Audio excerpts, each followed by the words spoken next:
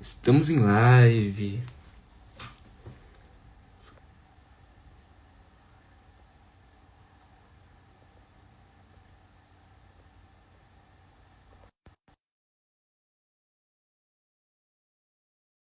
Tá, só um minuto, Gustavo.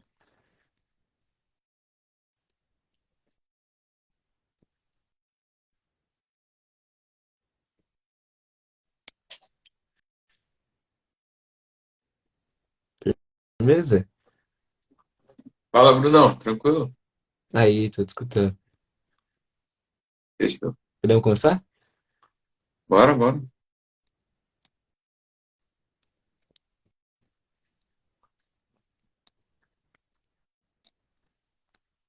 Vai esperar o Gustavo Mesa entrar. Tá Aí, aí o homem. E o aí, homem. gente, E beleza? Fala, aí? Gustavo, tranquilo? Pô, tudo certo, valeu. Desculpa o atraso aí. Tive uns Não. eventos escolares do meu filho aí, que essas paradas sempre atrasam. Mas, pô, tamo aí pra trocar uma ideia. Valeu pelo convite. Fique em paz, Gustavão. Então, muito boa tarde a todos que estão aqui conosco. Vamos começar a nossa live aqui. Eu, Matheus e o Bruno, esse que está acima na nossa live. E a gente está com esse projeto da cultura esportiva. Até falando para você, Gustavo, é um projeto que a gente fala sobre esporte e que a gente se encarrega. Até a gente vai falar bastante de esportes do interior também, então dá essa visibilidade a esportes que não são tão vistos, né? Como futsal, até o próprio vôlei, só que o vôlei mais de base, de sub-21. Então, a gente tenta passar esses conteúdos para nosso público e hoje a gente falar com um grande papo com você, que é um grande fã do basquete, com certeza é um grande comentarista que já participou na TNT Esportes. Tem o podcast, que é um ótimo podcast que a gente, eu e o Bruno principalmente, gosta muito de ouvir. Então, muito obrigado, Legal. primeiramente, Gustavo, por estar e aceitar esse convite para participar dessa live conosco. Pô, imagina. Eu acho que quanto mais gente tiver falando sobre esportes, né? E eu amo futebol, mas também não é só futebol, né? Falando das outras modalidades e dando espaço para isso, pô, tem que louvar, é sempre uma atitude louvável aí. E, pô, e eu que agradeço o convite aí para trocar ideia do que for, de basquete, de. Uns temas eu não estou muito informado ali, mas no futebol dá também e tudo mais. Viemos trocar ideia. Ó, a Denor já colou aqui. Ele gosta de ser estrela. Assim. Se por acaso cair aí a câmera do nada, muito provavelmente esse gato aqui. Eu já... Mas Ah, obrigado pelo convite, galera. E parabéns aí pela iniciativa. É muito da hora. bom, Certo? começar nos apresentando. Que isso? Pode falar. Não, pode começar se apresentando. Não, que isso, muito obrigado, Gustavo. E, cara, já te passando alguma pergunta, eu queria perguntar para você como que é fazer e estar em um grande podcast, né? A gente que acompanha bastante e a gente não tem, acredito eu, um conhecimento muito grande de como funciona, né? Como que é estar em um podcast que é bastante visto e que com certeza tem uma responsabilidade por você ter que passar um conteúdo e uma informação correta para o seu público. Como que é ter esse podcast e fazer com tanta perfeição como vocês fazem, Gustavo? Pô, agradeço esse elogio. Olha, tem um podcast é um negócio muito legal, assim. Ainda mais da maneira que é o nosso podcast lá na Toco TV, o Firmeza Redondo, que eu apresento com um parceiraço meu, cara que é um amigo há o quê? Mais de 20 anos. É um negócio que é muito legal, é algo que eu nunca, não vou dizer nunca, mas que eu não imaginava tanto no horizonte, que apareceu como oportunidade no Bandeja, né? Eu escrevi, quando o canal começou, eu escrevi os roteiros lá e tal. E, pô, quando era um desejo meu, depois que eu entrei no Bandeja e começou a rolar o canal, eu sempre falei, ó, eu tenho, se vocês querem fazer um podcast, eu gostaria, tal. E aí pintou a oportunidade, eu fiz com, eu chamei o Firu, né? E a gente colocou no ar, foi legal, deu uma audiência boa, e foi muito, putz, é muito divertido de fazer um podcast, né? Porque começa que no veículo independente você não tem tantas amarras da TV e de tudo. Isso é algo que o YouTube te proporciona mais, seja lá qual for o Instagram, como a gente está fazendo agora, que é mais, é um ambiente mais tranquilo, não sei, sabe? Pô, basicamente, ainda mais no comecinho, que não tinha imagem, não era ao vivo, a gente começou basicamente, liga o microfone, chama um convidado e fica trocando ideia de basquete. E, pô, é muito legal isso, é aquela coisa. Eu fazia isso desde quando não era minha profissão, né? Ficar trocando ideia sobre esportes. Então, foi muito legal que o podcast rolou, que deu certo. Eu acho que não é porque eu faço, mas eu acho que é um podcast legal, assim. E a gente tem muita liberdade de basicamente conversar. Eu tô trocando ideia com um amigo meu sobre um assunto que nós dois gostamos. Pô, várias vezes aparecem uns amigos para conversar com a gente. Então, é muito legal, assim. É um trabalho bem, pô, bem interessante. E o mais legal é saber que, pô, tem uma galera aí que para ouvir, né, que coloca a gente dentro da rotina, que, que coloca dentro da sua própria rotina. Pô, eu e o Firu, que somos uns amigos de infância trocando ideia. Então, esse lado também é muita maluquice, assim. Mas é legal, cara. Pô, é uma experiência muito boa e é um trabalho divertido, né? Aquela coisa, né? Que todo mundo quer trabalhar com o que gosta. E, pô, sempre que eu tô fazendo podcast, geralmente a parada que eu gostaria de estar fazendo. Porque é legal, me divirto, e, pô, tem a reação da galera, a gente troca ideia com a audiência enquanto faz o programa. Pô, então é muito legal ter um podcast e, sei lá, eu acho uma parada da hora do jornalismo, né? Talvez seja a coisa mais legal do jornalismo, é que ele meio que permite você a chegar em qualquer pessoa e fazer uma pergunta sobre alguma coisa. Você tem um especialista em rochas. Pô, sou jornalista, explica a diferença dessa e dessa, sabe? É muito legal isso. E ter um espaço para a gente fazer isso, seja a gente mesmo conversando ou quando a gente traz convidados, pô, é muito legal. É muito legal. Então, eu tô gostando bastante aí dessa trajetória aí fazendo podcast. Acho que são o quê? Uns 3 anos, talvez? Não sei a conta direito. Eu falei. Aí, ó. Mas é muito legal, assim. Eu sou um grande consumidor de podcast e ter um putz, é muito divertido. Uhum. Ô, Mesa, primeiramente eu cheguei a me apresentar, né? Eu sou o Bruno, e é um enorme prazer estar falando contigo. Eu acompanho vocês desde o Bandejão Raiz, quando não tinha câmera, não tinha vídeo ainda, e fui acompanhando, já fui membro, toda a Firmeza Networks, Toco TV, e eu sempre me interessei, tipo, como que vocês chegaram a fazer esse projeto? Como vocês conversaram com o Grupo Peleja, tiveram a oportunidade de se abrir no Bandejão, você e o grande Rafael Cardone? Foi muito por acaso, na real. Eu sou jornalista, né? O Firu não é, mas eu sou. Trabalhei muito tempo em redação, sei lá, uns 10 anos. E eu estava meio desiludido aí com o jornalismo. E eu fui trabalhar com outra coisa. Estava trabalhando com marketing. E aí a gente tinha um grupo de fantasy, né? E no grupo de fantasy estava o Murilo do Peleja na época, né? Nem existia o Bandeja. Pô, aí eu lembro que. E ele trabalhava na Vice. Ele me chamou para fazer um freela para Vice, escrevendo e tal. Fiz umas 3 matérias sobre NBA de conteúdo patrocinado. Achei que ficaram bem legais e tal. E beleza, passou um tempo. O Murilo ele veio me procurar falando que eles iam lançar um canal de basquete e que eles iam precisar de gente. Não necessariamente um canal de basquete, que eu também gosto muito de futebol e tal. Foi até o esporte com o qual mais trabalhei assim na minha vida. Mas aí ele falou, cara, eu tô precisando de gente.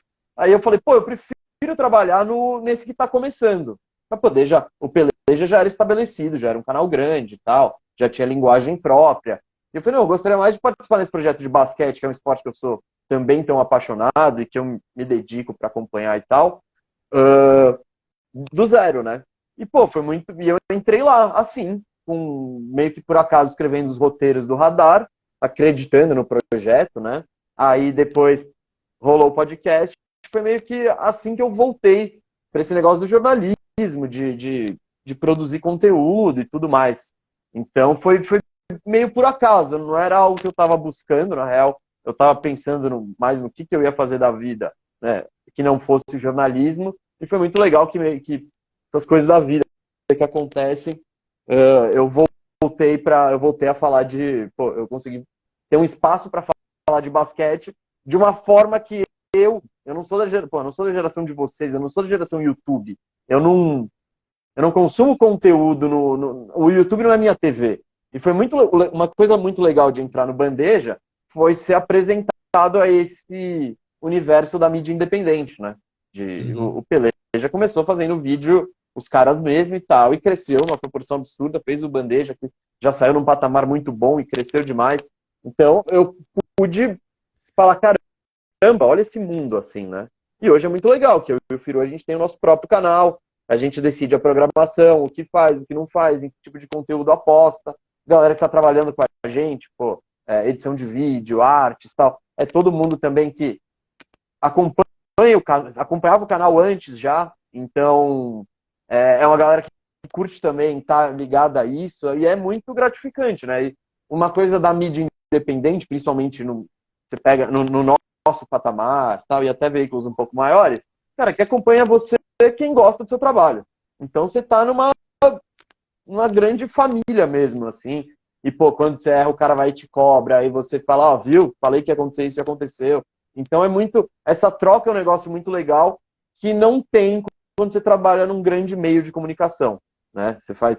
Eu escrevo uma matéria na Band ou no Diário Catarinense, onde eu trabalhei, porra, eu não sei quem leu, eu não sei onde chegou, sabe? Não...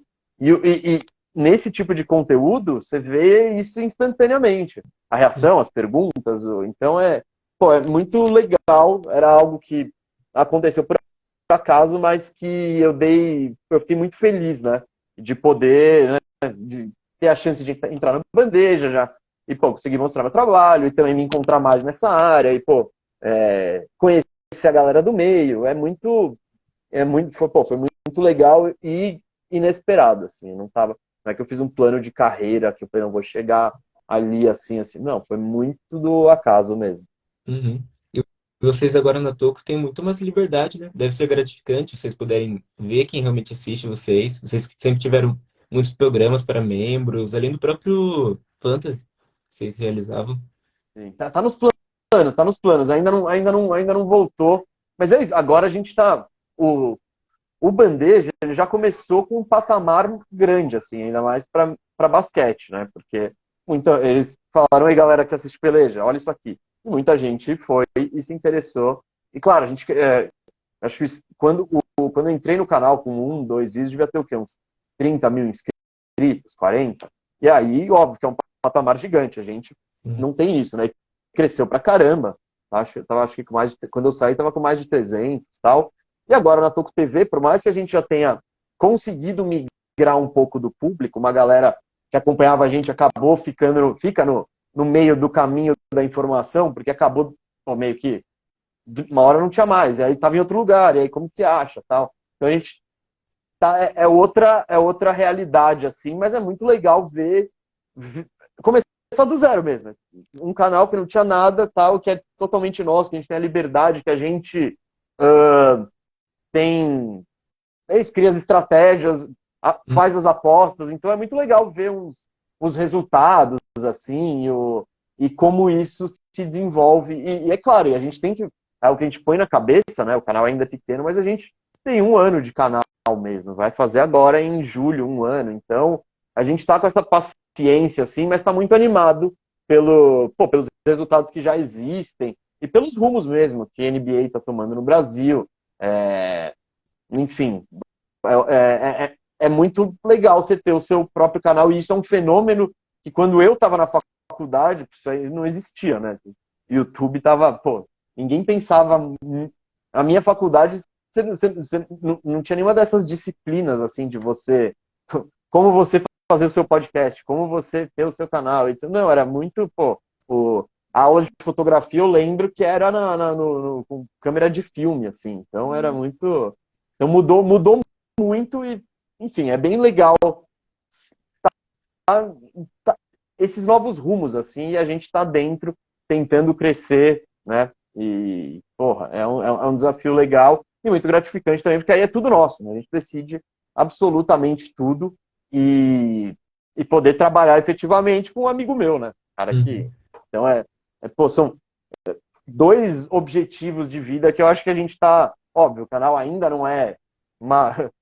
Ele hoje ele só paga as contas dele, tal, mas pô, a gente vê uma ideia grande de crescimento e é muito legal poder primeiro trabalhar com basquete, que é uma parada que eu amo, e pô, poder trampar com um amigo meu, assim, né? Então não é um colega de trabalho, não é um sócio, é um brother, então é muito muito da hora os rumos que as coisas estão tomando. E vamos ver onde vai dar aí.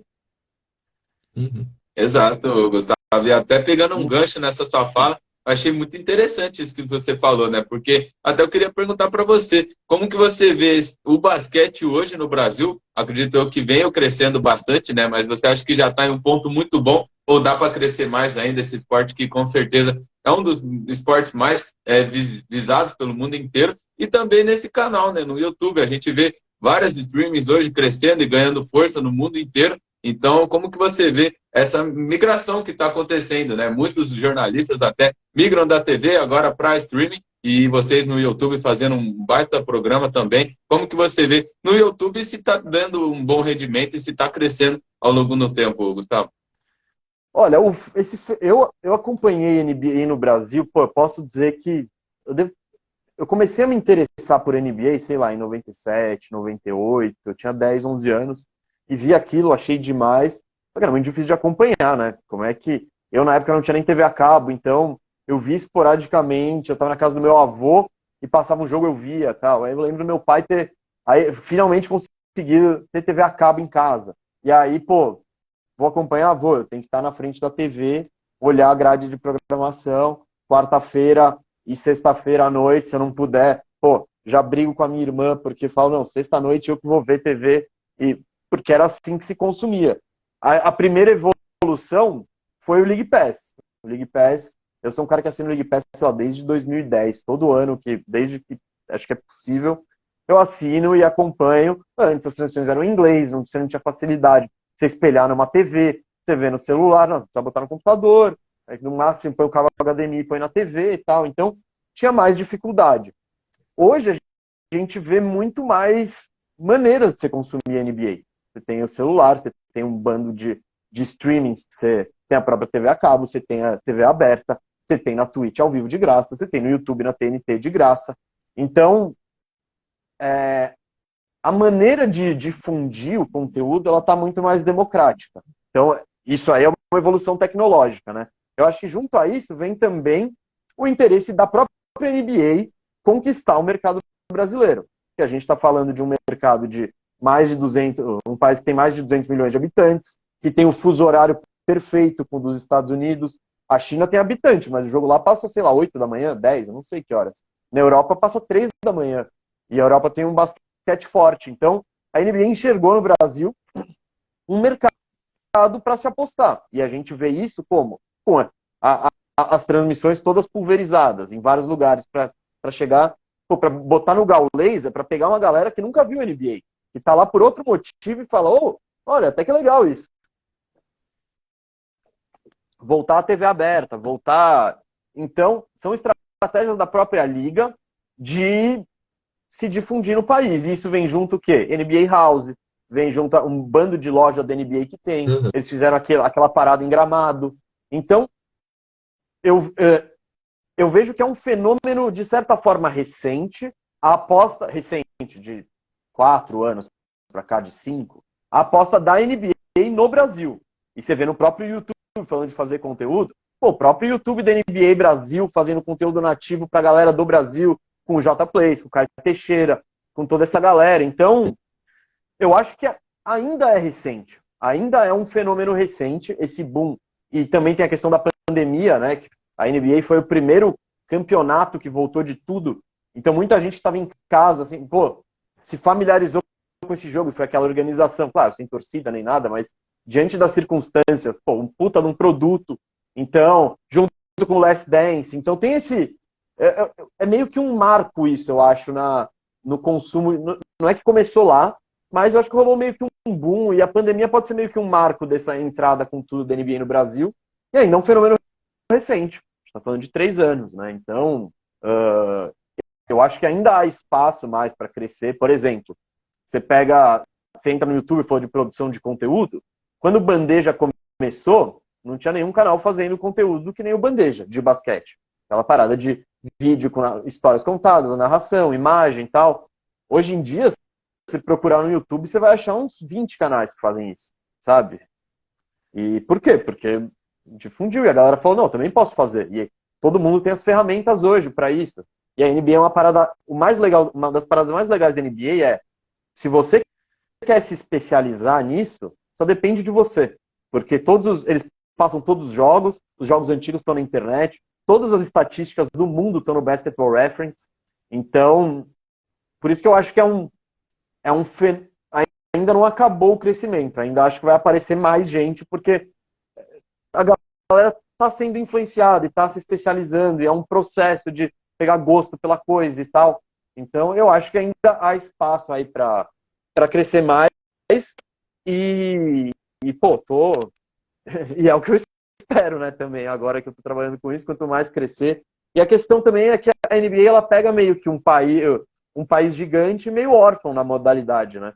Então, o Brasil, o NBB, pô, que foi uma grande evolução ao que já existia, também não é que é um fenômeno de audiência, etc e tal. A seleção brasileira não é meio que um exemplo. Eu acho que a NBA chega como, tipo, o moleque que tá jogando basquete, ele não fala, pô, eu quero jogar uma Olimpíada pela seleção. Ele fala, eu quero jogar uma final de NBA e acertar a bola, pô, o game winner do título. Esse é o novo Olimpo, assim, do moleque que tá tomando gosto pelo esporte. Então, eu ainda acho que tá só começando e vamos ver onde vai parar. Mas eu vejo, desde que eu entrei nesse meio, assim, eu vejo um crescimento de interesse, de produção de conteúdo, da galera usando roupa na rua, sabe? Todos sinais aí de que eu acho que é uma tendência forte que não tende a diminuir, na minha opinião, não. Uhum. Isso é grande parte de uma globalização, por exemplo. Eu e o Matheus moramos em uma cidade do interior, Sorocaba. Óbvio que é desenvolvida, porém abriu recentemente uma NBA Store aqui. Ah, Isso é Ó, legal. eu não sabia. Como se o Brasil estivesse ganhando realmente peso novamente no basquete. Que acho que a última vez que teve assim foi lá na Band, na década de 90, que transmitia alguns jogos. Se eu não estou enganado. Ao, ao vivo, acho que a Band foi a pioneira em transmissão de NBA no Brasil, mas eu, por exemplo, na minha infância, eu não lembro da Band transmitir. Então, Uhum, sei lá, comecei a ver em 97, 98, então quem passava era mesmo a ESPN. uhum, Uhum. E depois demorou muito para voltar agora, assim, né? Eu acho que a Rede TV talvez tenha se aventurado num período que passavam uns jogos, mas agora a gente vê a NBA mais bem tratada, né? Como conteúdo e como prioridade dos próprios veículos. uhum.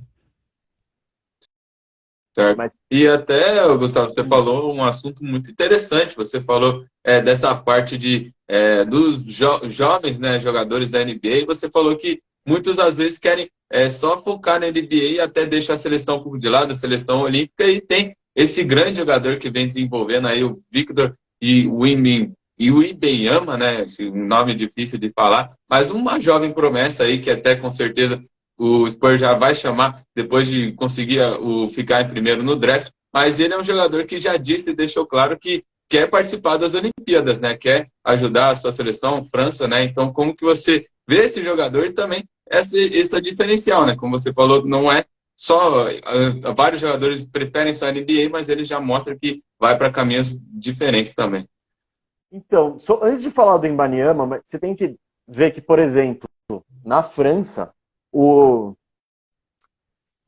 o exemplo do basquete, ele é vitorioso, assim. A seleção, pô, tem, né, desde os anos 2000 para cá, depois da Espanha, a segunda potência europeia, assim, se pensar em quantidade de disputas e títulos e tal. Então, eu não sei porque eu não moro lá, mas eu acho que o jovem francês, ele cresce vendo a Euroliga na TV, sabe? Euroliga não, Copa do Mundo na TV, campeão Eurobasket na TV. Então, tem esse exemplo mais positivo. Cara, e ainda mais você pega. O basquete é um esporte de pessoas grandes, né? Você compara com os êxitos do vôlei os nacionais e os êxitos do basquete, tipo, o Brasil não tem uma. Eu nunca vi o Brasil ganhar uma medalha numa Copa do Mundo, numa Olimpíada. Minha geração não viu isso, né?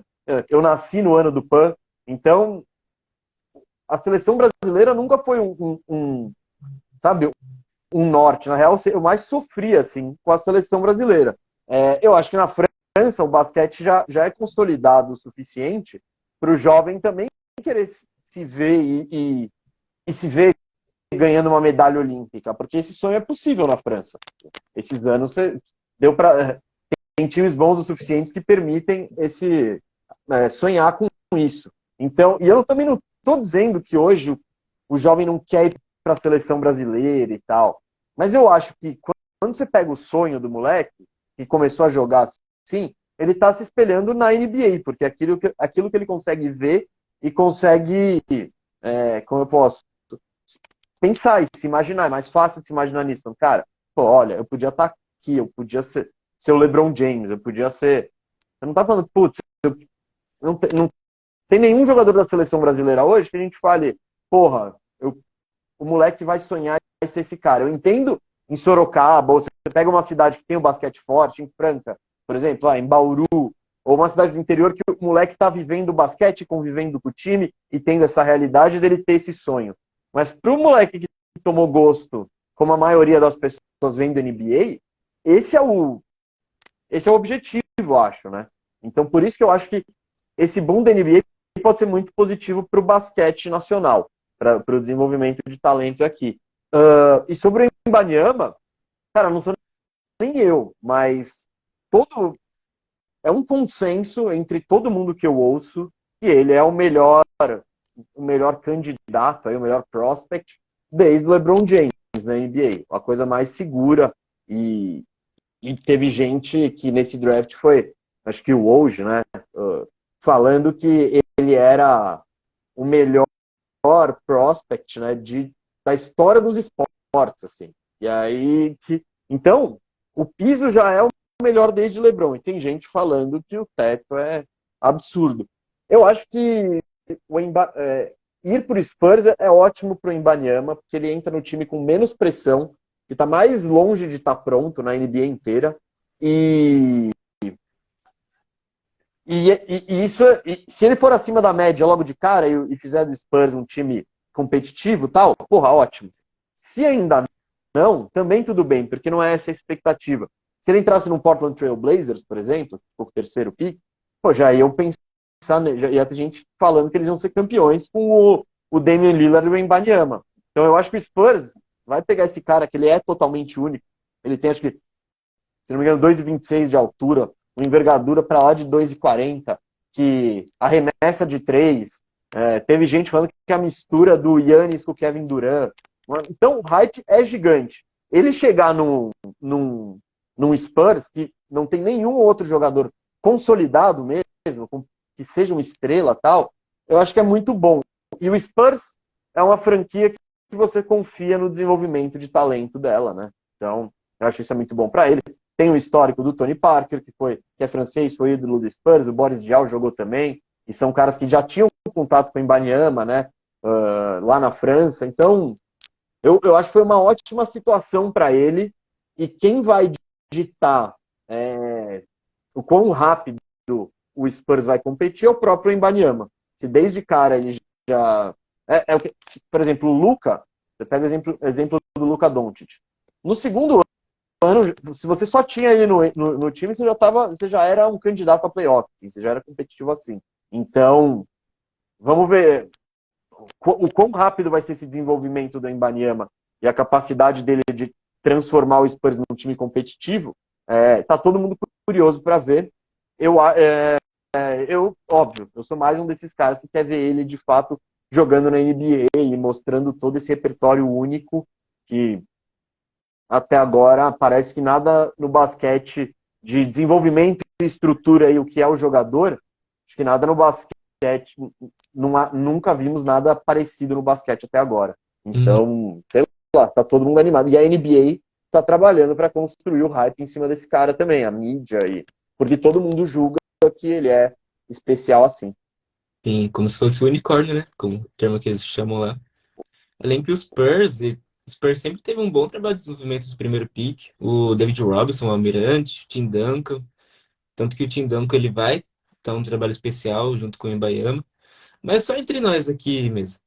Scott Henderson ou Mbanyama? Quem Ah, você acha que tem um futuro melhor? não. Cara, eu vou dizer, eu acompanho, assisti um pouco. Eu não sou o maior especialista. Eu não vi muitos jogos do Scoot Henderson. Eu não vi muitos jogos do Wembanyama, eu vi um jogo ou outro, lances esporádicos e tal, li muita coisa sobre, então não é nem a minha opinião, mas eu não acho que ninguém escolheria o Scoot Henderson antes do Wembanyama em critério nenhum, assim. Então, todo mundo diz que tanto que o Wembanyama ele foi escolhido, ele já sabia que ele ia para o Spurs, todo mundo já sabia, não houve nenhum drama. O draft da NBA, ele começa no pick 2. Aí sim que vai haver dúvida, que é o que o Charlotte Hornets vai fazer, se vai pegar o Brandon Miller, se vai pegar o Scoot Henderson, mas o Firu está altaço no Scoot Henderson. Eu ainda quero ver mais para... Óbvio que eu imagino que ele é um prospect muito interessante e tal, mas eu quero ver mais dele jogando, decisões e tal, porque até agora o que parece que ele não tem ainda é o arremesso. E a gente vê como, se não desenvolve isso, faz falta.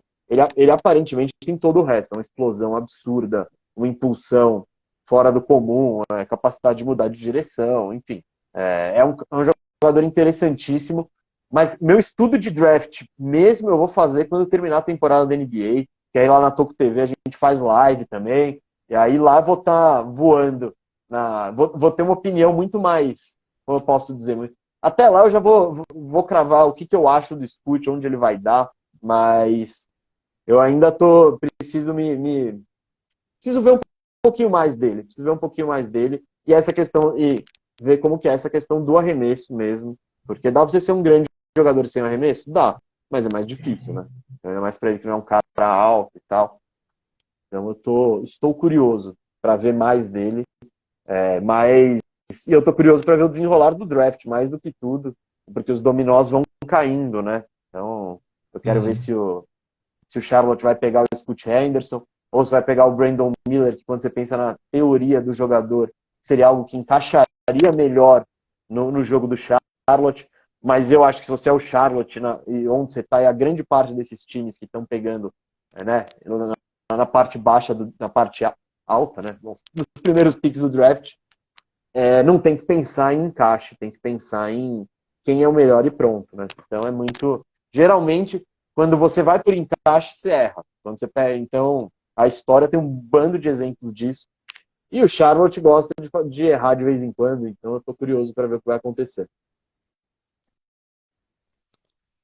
Certo, muito massa, Gustavo, com certeza. Vai ser muito interessante esse desenrolar do draft na NBA. E agora falando também da própria NBA, né? Ontem tivemos mais um jogo, né? O jogo de Miami e Celtics. O Miami conseguiu vencer. Ali no final, até um jogo muito interessante. Eu acredito que com certeza você acompanhou. E o que você está achando dessa NBA, né? A equipe do Lakers já está sendo derrotada, né? O Nuggets já conseguiu abrir 2-0 de vantagem. E agora o Miami também abrindo 2-0 de vantagem. Como que você está vendo essas finais da conferência? E se você já vê que essas equipes que abriram um placar já nesse começo vão conseguir a classificação para a final? Ou você acha que pode ocorrer virada ainda? Olha, eu acho que quanto mais você avança nos playoffs, você está falando de times mais experientes. E eu acho que o fator casa deveria se tornar mais irrelevante. Tipo, o time não ganhou porque está em casa, ou ganhou porque está fora. Um dos papos que está rolando na NBA é o da altitude em Denver, né? Que Denver tem muita vantagem lá, porque joga na altitude, mas é uma altitude de 1.600 metros. Os caras não estão jogando Libertadores em La Paz também. Então, eu não sei o quanto. Então, e você está falando dos times que avançam, são times mais cascudos, teoricamente mais experientes, que têm a capacidade de vencer fora de casa também. Óbvio que a vantagem do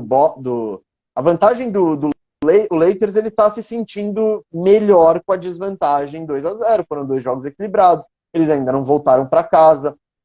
Teoricamente, né, tem um ditado lá nos Estados Unidos que fala que a série de playoffs só começa quando quando alguém vence fora de casa. Então o Nuggets teoricamente fez a obrigação. Agora vamos ver se o Lakers vai e faz a obrigação e mantém o negócio vivo, tal. Claro que se você tem 2-0 numa chance, a história mostra isso, estatística e tal, você está muito mais perto da classificação. Eu descarto uma virada? Não descarto. Eu acho que há possibilidade, eu vou dizer que talvez possibilidades até parecidas, né? Porque eu acho o Lakers um adversário mais... o Lakers perdeu as duas e tal, mas tem o Denver, que é um time que eu acho mais completo do que Boston virar para cima de Miami, que é um time, mesmo que tenha perdido as duas em casa, tá falando de um time com vários jogadores que não foram nem draftados, que não... Opa, vem para cá. Vários jogadores que não foram nem draftados, uma rotação curta, enfim. Teoricamente, Boston deveria ganhar. Pô, perdeu as duas em casa. Talvez o técnico... Você começa a ficar cada vez mais difícil acreditar nas viradas, né? Vou começar falando de Boston. O jogo ontem foi um clássico jogo do Boston Celtics, que eles, na reta final, dissolvem, né? Acabam. Teve a grande... o grande chamariz da partida foi a treta do Grant Williams, né? O Grant Williams faz uma bola de 3, né? Ele sai olhando pro Jimmy Butler, aí o Jimmy Butler ri dele, tá ligado? Aí no ataque seguinte, o Butler vai em cima dele, falta sexta, e aí o Grant Williams entra no lado do Jimmy Butler de querer desafiar ele, e ontem eu tava vendo o jogo com o Firu, era aniversário de um amigo meu, a gente tava vendo em uns amigos. Quando aconteceu aquilo, um olhou pro outro e falou, não devia ter feito isso. Eu entendo.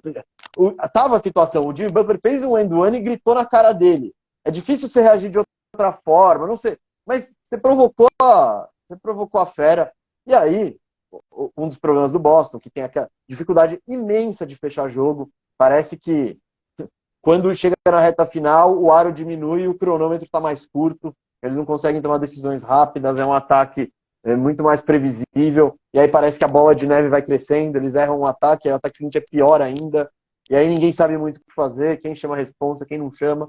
Então, e ontem eu achei que o Mazzulla errou. Cara, o Grant Williams está provocando o Jimmy Butler. Pô, ele fez a falta sexta, bom, e fez o lance livre, deu aquele grito. No ataque seguinte, o Butler foi em cima do Grant Williams de novo. Cara, e fez a sexta. Pede um tempo e tira o Grant Williams, sabe? Não deixa a motivação do Jimmy Butler em quadra. Não, você quer fazer... Aí foram o quê? Sei lá, 4 ataques. Pra aí ele tirar o Grant Williams. Então, o Boston tem... Do lado do Boston tem uma dificuldade absurda, né, de fechar os jogos. O Tatum e o Brown sumindo no último período.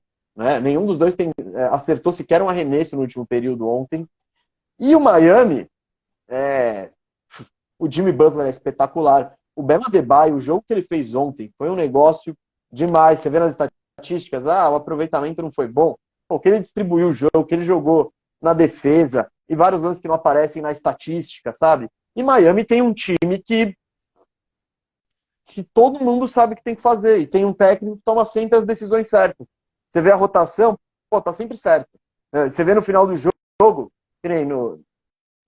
como que ele fechou o jogo ontem? Sem buraco. Não tem um buraco pro Boston atacar defensivamente. O piorzinho é o Gabe Vincent. Mas, então ele botou Caleb Martin, botou, acho que quem mais era? O Struz? Agora eu não lembro quem era o outro cara. Caleb Martin fez uma partidaça ontem.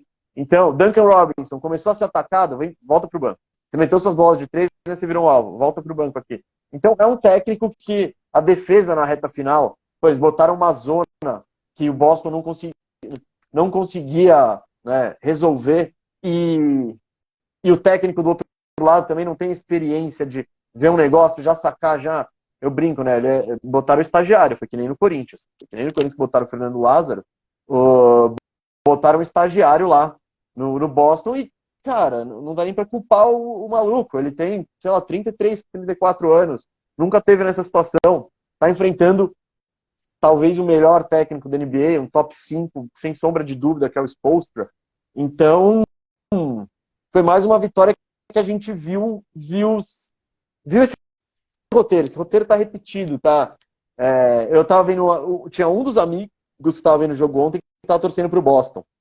Aí começou a abrir, né? Ele, tá. A gente falou, mano, sei lá, 12 pontos entrando no último quarto, é isso que o Miami quer. O Miami, tá tudo bem pro Miami. E aí eles voltam, mantendo o jogo deles, com uma estrela que não foge da responsabilidade, põe a bola embaixo do braço, que tem a capacidade de buscar a cesta, ir pro lugar, como eu posso dizer, pro lugar confortável dele na quadra, que chega lá na meia distância, faz o fake, vai bater lance livre, acerta o jumper. Então, você vê um time muito mais coeso contra um time que é mais talentoso, mas é mais bagunçado, e quando chega na reta final, faz muita diferença isso, né? Você ter, por exemplo, o Tatum, ele não tem a capacidade.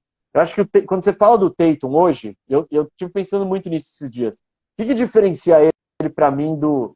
Pega os maiores alas que a gente teve nessa última década, que eu acho que são o LeBron, o Kawhi e o próprio Jimmy Butler. O que eles fazem? Sempre. Eles conseguem chegar em qualquer lugar da quadra que eles querem. Qualquer lugar. Eles têm o controle de bola. Não, mas eles têm um QI de basquete que permite navegar na quadra. O Tatum não tem isso. O Firu falou muito bem. O Tatum, eu posso dizer, ele poliu um pouco o jogo dele para ficar bola de 3 e bola lá dentro, e infiltração, que era algo que estava faltando. Mas ele não tem essa capacidade de, sabe, esse domínio de quadra, de poder ir onde ele quiser, de vou achar meu companheiro ali. O Tatum é muito, eu vou de um desses dois jeitos, se a bola de 3 estiver caindo, animal, se não estiver caindo, pô, eu vou ter que bater lá dentro e ver se o juiz vai apitar falta. Não tenho o meio termo, não tenho a bolinha que ele vai e faz, assim, né? Que nem o Jimmy Butler tem. Você pega o LeBron, o Kawhi. Kawhi, ele com velocidade? Não, mas ele vai ali, chega naquela meia distância, sobe para arremessinho, sabe que o armador não vai chegar e geralmente cai. O Tatum não tem ainda, não dá para dizer que ele não vai ter, mas ele não tem ainda esse domínio absurdo de quadra. E eu não descarto a virada do Boston, porque é um time muito mais talentoso, é mais talentoso que o Miami. Você pega na rotação do 3 ao 8, você geralmente escolhe um cara do Boston antes. Tem mais talento. Mas isso é algo de todos os esportes. Pô, o coletivo, a coesão, o comando fazem muita diferença. Então, aqui a gente está vendo uma série onde claramente um time ele tem mais peças que o outro, mas o Miami com a estrela da série, o cara que é o Butler, que está se provando isso, com um cara que é defensivamente muito bom, que é o Adebayo, que ele te traz, como eu posso dizer, ele cobre toda a quadra. Teve uma jogada, foi na reta final do jogo, aquela jogada que o Jimmy Butler sofre a falta de ataque. Cara, essa posse defensiva do Adebayo foi um absurdo. Ele contestou os 2 arremessos, e aí, depois que ele contesta o segundo, o cara só tem aquele caminho para bater para dentro, e aí, óbvio, coletivo, todo mundo sabendo o que tem que fazer, o Jimmy Butler entra no lugar certo e sofre a falta. E de resto, são jogadores tudo undrafted, ou são jogadores que não foram nem draftados, ou são veteranos com mais de, sei lá, 13 anos na NBA. Então é muito louco e, claro, não tem como não torcer pro Miami, né? A não ser que você vê um jogo desse, eu não vou torcer, não tem como torcer pra Boston. Tem condições. E na outra série ali também foi, essa série do Lakers e Nuggets tá um nível técnico altíssimo, e é muito legal também ver nela o jogo de xadrez, como tentam marcar o Jokic, e como o Darvin Ham, né, faz as estratégias defensivas para, como que eu vou defender esse cara? Só com o Anthony Davis não dá. Então eu vou tirar o Anthony Davis de perto dele, vou deixar o Anthony Davis guardando o caixão lá embaixo, e vou botar um cara menor para marcar o Jokic e dar o primeiro impacto. Aí depois, beleza, o Nuggets resolveu um pouco isso. Aí o Lakers vai lá e fala, o LeBron fala, não, deixa comigo, eu que vou marcar o Jokic aqui, vambora. E então tá muito legal ver o jogo de xadrez entre os dois times e ver esse cara absurdo que é o Nikola Jokic. Eu acho que muita gente tá se surpreendendo, porque a NBA tem essa parada do público da temporada regular e o público de playoff, isso é natural em todo esporte, americano principalmente. Muita gente não... O Jokic ganhou MVP, mas dane-se, o cara tá jogando no Nuggets, passa um jogo de vez em nunca. Agora o cara tá na final de conferência contra o Lakers e fazendo isso. E pegando o Anthony Davis, e o Anthony Davis que é o melhor, talvez, pivô marcador da liga, dizendo, mano, sozinho não dá, precisa trazer mais gente que sozinho não dá. Então tá sendo irado. E foi muito bom também nesse jogo ver o Jamal Murray. Jamal Murray botou o jogo no bolso no último quarto e era exatamente o que o Nuggets precisava. Putz, foi legal. Foi um momento legal na carreira dele, um cara que ficou tanto tempo fora da quadra, né? Passou por tantas lesões, e ver ele fazer o que ele fez na bolha, assim, e falar pra galera, esse sou eu, tipo, não é bolha, não é nada. Então tá muito... os playoffs estão muito legais, como sempre estão, né? Eu digo sempre, é a minha época favorita do ano, porque você fica vendo jogo de basquete sem parar, jogo bom, valendo, pegado, né? Com alternativa, e toda noite tem um. Então é pelo menos, né? Então é uma época maravilhosa aí para quem gosta desse esporte. Uhum. É muito legal mesmo. Por exemplo, ver a raça que o Miami tá indo, conseguir ser um time muito coeso.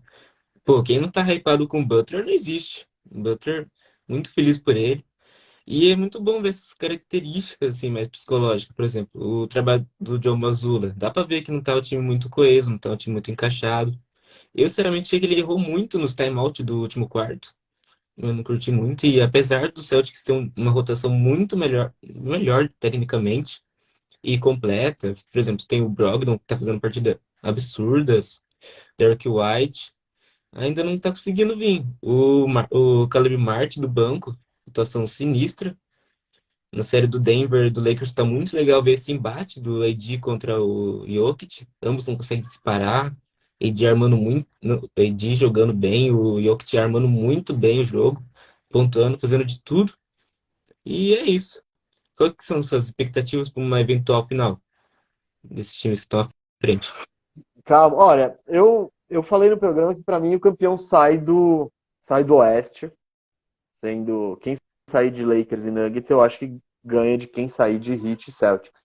Mas ao mesmo, então, o Celtics numa eventual final, a gente tá vendo ele sofrer em todas as fases, com todo mundo. Mesmo que ele chegue, ele precisou de mais tempo do que precisava para bater o Heat. Cara, teve para bater o Hawks, teve prestes a ser eliminado, né? Quando pelo Sixers, que é um time também repleto de falhas e buracos assim, e tá sofrendo aí com esse Miami Heat, que é o elenco ali de roteiro de filme, né? Tá fazendo um filme de cada um ali do elenco do Miami Heat. Então eu não confio que o Boston na final também vá sobressair. Já o Miami, apesar de tudo que eu falei, eu acho difícil apostar contra os caras, sabe? Os caras são underdogs desde sempre. O Jimmy Butler, o que ele tá jogando, é ele o Jokic, o melhor jogador dos playoffs até agora. Não dá para trazer outros caras para disputa. E sei lá, eu não sei que nível o Butler pode chegar na final. O Miami tem jogo que os caras estão acertando 50% de bola de 3. Aí tem a série contra o Knicks, eles acertaram 30%. Ainda assim passaram tal. Então, mas eu acho ainda o favorito hoje para ser campeão, se eu tivesse que fazer uma brabinha ali, uma aposta, é o Nuggets. Eu acho que o Nuggets é o time mais cascudo aí, com mais completo, que tem a super estrela, um cara que quem duvidava do Jokic, eu acho que não ou mudou de ideia ou sei lá, né? Ou tá batendo a cabeça na parede, porque não tem o que você dizer das atuações dele, sei lá quantos triple-doubles na sequência, cara, jogo de 50 pontos. Umas coisas do tipo, olha, você não tá prestando atenção em mim, eu sou de cola Jokic, prazer, e eu sou foda. Então, sei lá, eu tô. A final que a NBA menos quer é Nuggets e Miami, né? É, Nuggets e Heat. né? Se eles pudessem escolher, eles, me dá um Celtics e Lakers de novo, que a audiência vai ser sensacional. Mas eu, como de costume, eu tô torcendo pro contrário. Tô torcendo pra Lakers, tô torcendo pra Celtics, tô fora. Vou torcer pros mais humildes ali. Uhum. Exato, e com certeza vai ser uma grande final, qual foram as duas equipes que vão se enfrentar. Mas, ô Gustavo, até você tocou bastante nessas atuações do Jokic também, do Jimmy Butler nesse playoff. E eu queria que você falasse até um assunto que pode ser um pouco passado, mas do MVP, né? Acredito que o Embiid é muito merecido o MVP pela temporada que ele faz também, mas tem essas duas grandes atuações e esses playoffs aí, até tipo, por exemplo, se o Nuggets é campeão e com essas atuações de gala do Jokic, será que não poderia ter sido para ele mais uma vez? Será que a NBA não brocou, mas tipo, não deixou ele ganhar por ele não equiparar a grandes jogadores que conseguiram ganhar 3 vezes MVP? Como que você viu esse MVP? Se você achou realmente que era para ser para o Embiid, claro, não tirando o merecimento dele, mas se você achou que poderia ter sido para outro. Então, no nosso podcast, lá no Firmeza Redonda, eu dei o meu prêmio fictício, meu voto fictício foi pro Jokic. E eu acho que o Jokic só não ganhou esse MVP porque ele não se importou muito com isso. Você pensar que ele terminou, acho que a temporada com média de 9,8 assistências. Na reta final, ele deixou de jogar vários jogos e o Denver também não estava importado com isso, porque ele já estava em primeiro no Oeste. Se o Jokic faz uma campanha jogando o que ele está jogando aqui nos playoffs, você acha que ele não consegue jogar isso na temporada regular? Porra, se ele consegue. Só que ele não estava nem aí. Se ele termina com, por exemplo, mais 3 jogos disputados, abrindo, acho que uns 10 de vantagem em relação ao Embiid, com uma média de triple-double, porque, e se ele quiser jogar jogo só para dar assistência, ele fala, não, deixa eu entrar aqui só para dar assistência, para eu fechar com essa média de triple-double. Ele consegue. Ele basicamente cagou pro prêmio, e aí como o Nuggets diminuiu o ritmo na reta final, e o Embiid, ele de fato se importou com ganhar o prêmio. Ele fez lobby, o técnico fez lobby, a rede social do time fez lobby, todo mundo fez lobby porque o Embiid queria o prêmio de MVP, e ano passado ele perdeu, ficou reclamando, etc e tal. Eu não acho que foi um absurdo dar o prêmio para ele. Não é que eu tô falando, nossa, que sacanagem, tiraram o prêmio do Jokic e tal. Eu acho que se você, na disputa entre Embiid, Jokic e também o Giannis, é um prêmio de temporada regular, qualquer um dos votos ali estava justificável e foi onde todo mundo meio que ficou. Eu daria pro Jokic porque foi um argumento que eu usei no programa, ele melhora os companheiros. Ele é o cara que mais joga para o time, para a engrenagem funcionar. E, ao contrário do Embiid, que consegue muitos números dele e tal. Aí eu trouxe uma estatística que era usage, que é o quanto de posse de bola do seu time você consome, você finaliza. E o Yannis estava em primeiro, o Embiid, sei lá, em terceiro, segundo. Pô, e o Jokic estava em 20º. Isso você pode. É um número, você pode interpretar das maneiras que forem. Olha como ele não é importante. Todo mundo finaliza mais que ele. Eu vejo isso contrário. Olha a produção dele ainda envolvendo o resto do time. E falando do Embiid, cara, a gente viu isso muito nos playoffs. Muito nos playoffs. A incapacidade dele de.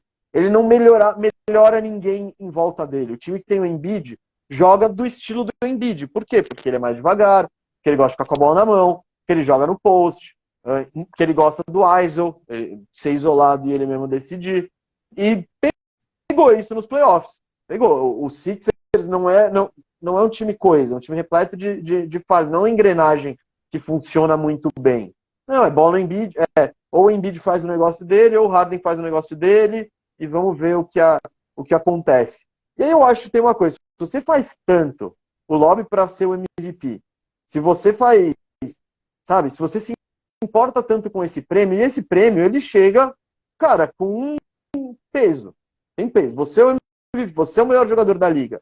Cara, não dá pro Embiid jogar o jogo 6 e o jogo 7 como ele jogou, ainda mais sendo o MVP. Então, é uma grande decepção, mas o joelho, mais.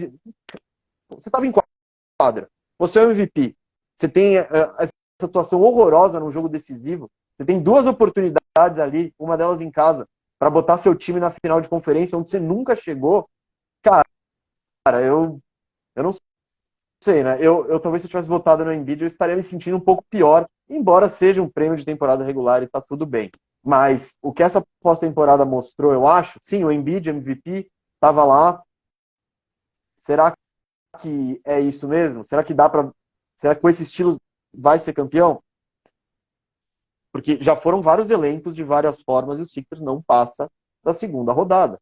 Então, eu acho que mudar o técnico é a primeira dessas alternativas do tipo, beleza, vamos ver se com um técnico diferente dá para fazer esse time funcionar melhor coletivamente, né?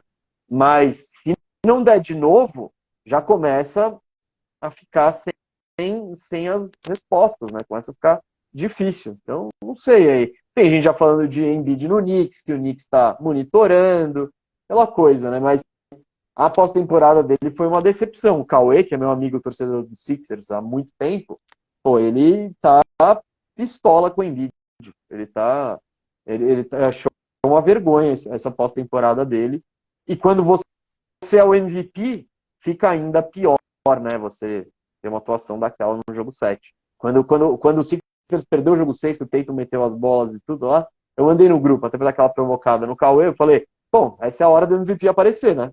Jogo 7, classificação em risco, e ele não apareceu, quem apareceu foi o Tatum, atuação épica e tal. Mas eu fiquei muito decepcionado com essa pós-temporada do Embiid, estou muito curioso para ver o que o Sixers vai fazer nessa off-season. E, por falar em off-season, como você acha que vai ser o Orlandão nessa off-season? Você acha que vem pro rebuild ou dá para se manter com o Franz Wagner ou o Banqueiro? Não, eu acho que o Orlando já passou da fase do rebuild. Com essa base, vai ser difícil ser ruim o suficiente para ter um pique lá embaixo. Você vai ter que contar com a sorte. Porque tem outros times mais engajados nisso, em perder. E o Orlando já montou uma coleção de talentos jovens bem interessante. Tem mais 2 picks no draft desse ano, o 6 e o 11. Eu acho que o Banqueiro pode ser sim um franchise player, tem todo o potencial para isso. A temporada de novato dele foi muito impressionante, muito impressionante. Você pega os números, você faz um panorama histórico comparando com outros novatos, assim, pouquíssima. Por exemplo, um número que eu gostei muito do Banqueiro foi de lances livres cobrados por jogo. Eu fiz um levantamento desde 2010, só dois novatos bateram mais lance livre que o Banqueiro. Nem o Zion. Acho que Embiid e Blake Griffin. Então são coisas que tem no jogo dele que podem envelhecer muito bem conforme ele vá ganhando mais experiência, mais bagagem, melhores tomadas de decisão e tudo aquilo. Então eu acho que é uma peça muito interessante para construir em volta. Franz Wagner, cara, se o Franz Wagner estivesse no Golden State Warriors, ao invés do Kuminga, eu acho que o futuro deles poderia ter sido outro desde o ano passado. Ele é um cara que faz um pouco de tudo. Ele tem o tamanho, ele joga na ala, ele marca jogador bom se precisar, ele tem um arremesso de 3 que não é uma especialidade, não é. Ele tem um jogo de infiltração e de floater muito bom e um QI de basquete que eu valorizo muito. É um cara que é muito jovem e já contribui para você vencer. E tem outras peças interessantes. Eu acho que o Orlando, até pela pegada da temporada passada, que o Orlando não quis ir para o tank descarado, ele botou a base, acho que até o que descarado foram os 3 últimos jogos, que eles botaram os jogadores sem naipe ali e tal. Mas até lá, o Orlando jogou para vencer. O Orlando jogou para ser competitivo, para ganhar jogos, não para se posicionar na loteria do draft. Então, eu imagino que esse time vai ficando cada vez mais agressivo nessa questão de... Agora eu acho que eles já vão eles estão, acho que, um degrauzinho abaixo do Oklahoma City Thunder. O OKC não dá mais para fazer rebuild. O time deles é muito bom para fazer rebuild. Então, quando você chega nesse ponto, legal, agora vamos competir. Já temos Shea, temos uma molecada, vamos trazer uns veteranos, vamos gastar uns picks para trazer jogador que complementa o elenco, porque está chegando a hora de competir. Eu acho que o Orlando já está ficando muito bom para ficar sonhando com a última posição da tabela. Então, eu acho que já na próxima temporada eles vão entrar com o objetivo de, será que a gente pega um play-in? E se a gente... E se tiver bem, será que a gente pega os playoffs? A temporada passada foi uma tragédia porque ela começou 5-20. O Orlando perdeu 20 jogos dos primeiros 25, né? E aí já tinha afundado. E daí em diante, o Orlando foi um time bem competente. Eu imagino que com um ano de experiência para todo o elenco, talvez com um veterano ou outro. Estou muito curioso para ver a agressividade do Orlando no draft, porque é capaz, eu acho que eles vão tentar trocar os 2 picks que eles têm para subir, né? E tentar pegar um jogador, para tentar entrar num top 3 ali. Se eles puderem pegar um Brandon Miller ou um Scoot Henderson, eu acho que eles vão tentar ser agressivos nisso. Mas eu estou muito animado assim, para o futuro. É uma base que eu já gosto de ver jogar, que já é interessante, né? Então, eu tô animado com o futuro do meu time, como, cara, eu não tô desde que o Dwight Howard foi embora, assim. Então, 2012. E nem naquela época eu já estava muito animado, porque nos últimos anos, o último ano eu já estava de saco cheio ali, Dwight enchendo o saco, Vince Carter, tudo. Mas então você vê que tava difícil, mas finalmente a hora tá chegando. E, esse time do Orlando até brinco. Cara, teve vários times do Orlando, pega aquele time que pegou o playoff, do Vult e tal. Pô, não tinha um cara que eu queria comprar uma camisa. Sabe? Eu quero uma camisa desse cara. Hoje, pô, eu teria uma camisa do Banqueiro, teria uma camisa do Franz, teria uma camisa do Fultz também, que eu gosto. Então, e sabe-se lá quem mais vai aparecer aí. Tem cap space, tem escolhas de draft. Tô animado com o futuro do Orlandão. É, certo, perfeitamente, Gustavo. E, cara, infelizmente estamos chegando ao fim, infelizmente vai chegando ao final da nossa live, mas desde já, muito obrigado.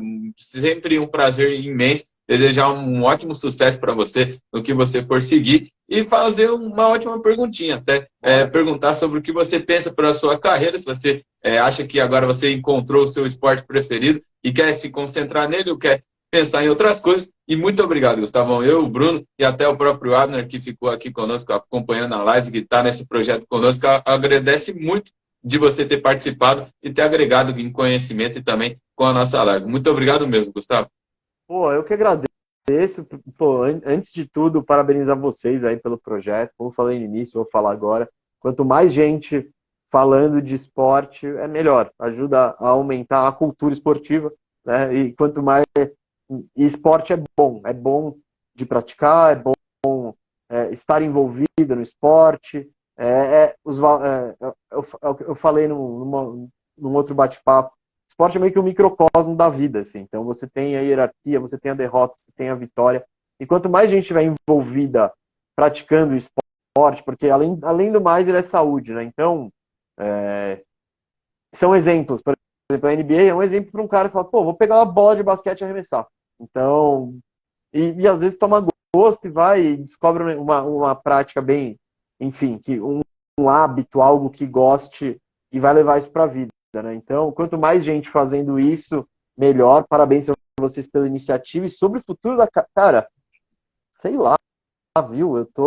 Essa pergunta me pegou de surpresa aí. O que eu vi a gente, eu e o Firu, a gente tem 1 bilhão de ideias, cara. 1 bilhão de ideias não, e se a gente fizesse isso? Não, e um canal uma parada nada a ver com o basquete. Não, e um canal disso? Porra, e a gente nem tem recurso, nem tem tempo, nem tem nada para abraçar o mundo ainda.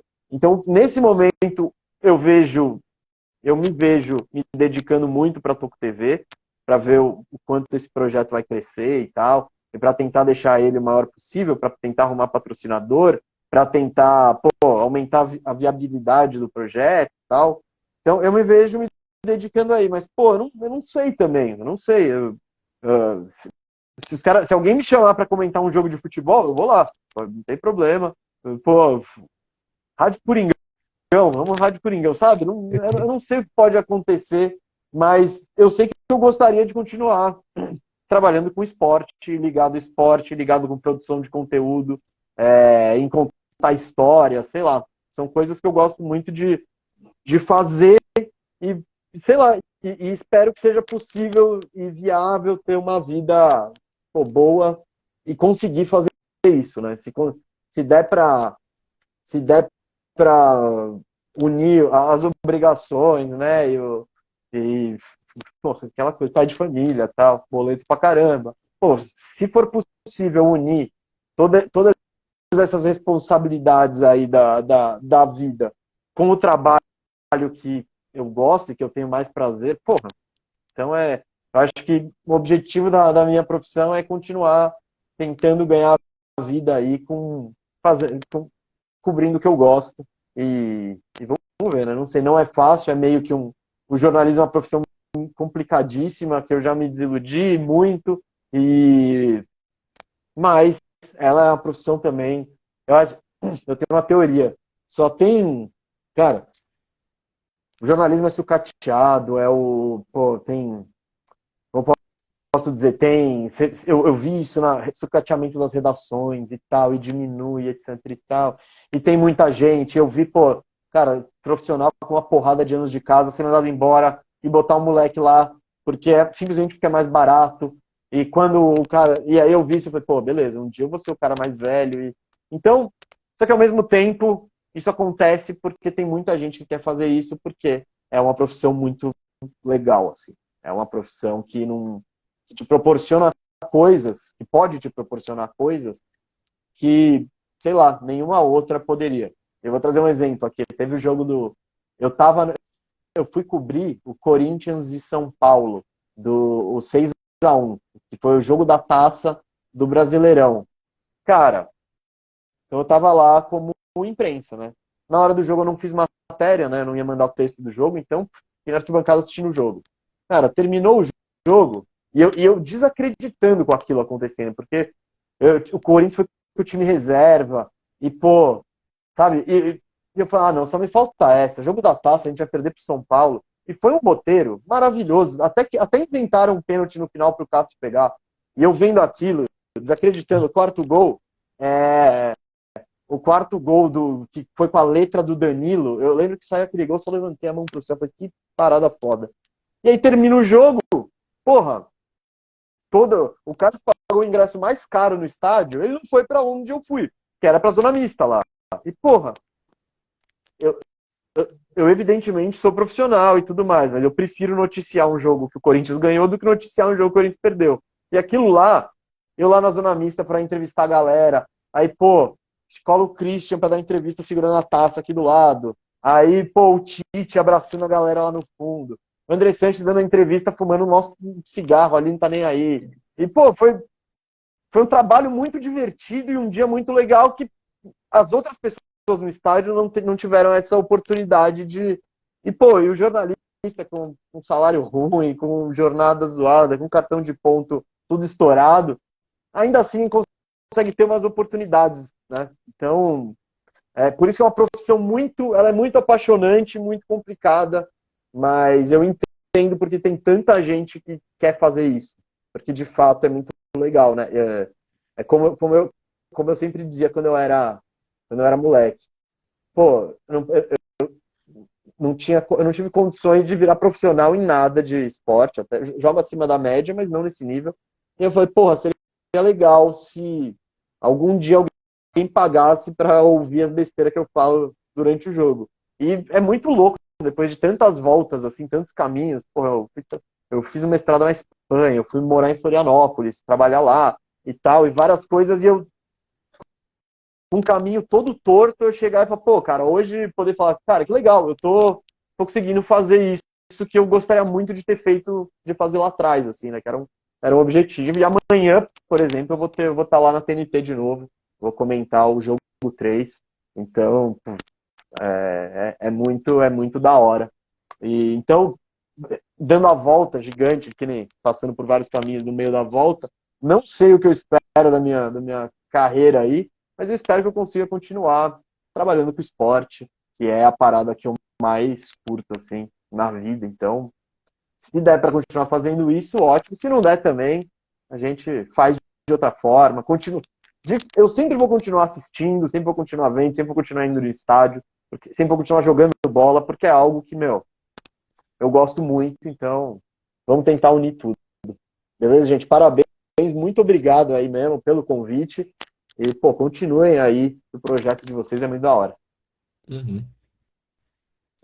Certo, muito obrigado, viu, Gustavo? Com certeza vai agregar muito e com certeza esse é o nosso intuito também, dar esse engajamento e trazer mais os esportes à tona e com certeza você também está muito inteirado e sempre faz esse trabalho muito bem. Então, muito obrigado mais uma vez. Pode contar conosco para o que for, pode ter certeza que, com certeza, a gente vai te chamar novamente para fazer um bate-papo mais uma vez. Então, muito obrigado mesmo pela oportunidade e por esse bate-papo incrível, Gustavo. Muito obrigado a você, ao Bruno e a todos que participaram, entraram, comentaram e ficaram conosco aí nessa live. Muito obrigado mais uma vez. Desejar um ótimo restante de sábado e um ótimo domingo a todos vocês. Obrigadão, viu, galera? Foi um prazer, Gustavo, um cara que eu acompanho faz muito tempo, quase 2 anos já. E é isso, cara. Vamos um dia bater um papo mais sobre essa parte mais jornalística sua, seu passado antes do Pô, Bandeja. pô, vambora, mano, vambora. História, eu não vou dizer que eu tenho muitas, mas, pô, eu já fiz algumas coisas legais, assim, e porra, ó, só pra dizer uma de spoiler pra próxima, no dia que eu fiz 30 anos, eu botei na minha vida, falei, cara, ó, eu vou no jornalismo até os 30 e vou ver o que acontece. Pô, no dia que no meu aniversário de 30 anos, eu tava na Arena Corinthians, no gramado, de chuteira, batendo falta com o Marcelinho Carioca. Tipo, e numa parada que eu que eu trombei o Marcelinho na Band, eu falei, Marcelinho, eu tenho essa ideia. Aí ele falou, pô, legal, fala com a minha assessora, beleza. Aí eu fui no meu editor, eu falei, e essa ideia aqui? Ele falou, ah, beleza. Aí falei, preciso de um campo agora, que era uma oficina de falta com o Marcelinho Carioca. Aí eu falei, tá, preciso de um campo. Porra, liguei no estádio do Corinthians. Ó, eu sou da Band, tem uma pauta assim com o Marcelinho. Eles falaram, ah, não, é só não ter jogo. Eu falei, caralho, que foda. Porra, eu fui pra pauta de chuteira. E fiquei pra ser o ídolo da minha infância ali, me ensinando a bater falta, né? A gente fazendo conteúdo, né? Tem até um vídeo no YouTube, depois se alguém tiver interesse, procura como bater faltas, Marcelinho, que é o primeiro que aparece. E foi muito da hora. E ao mesmo tempo nisso, eu vi vários problemas do jornalismo. Primeiro, pô, eu fiz tudo nisso aí. A câmera que a Band mandou, pô, eles mandaram uma câmera meia boca, que eu chamei um amigo meu que tinha mais câmera, pegamos o drone e tal, e ficou um conteúdo foda, mas que eu tive que me virar para dar um jeito de arrumar esses recursos. E, pô, depois que a matéria foi feita, minha chefe, a chefona do site, nem sabia que tinha sido feito. Aí pô, meu chefe, para ligar lá na produção do Neto e falar, ô, tem um conteúdo da hora aqui sobre... Também não fez. Eu falei, caralho, que foda. E aí ele ficou meio que...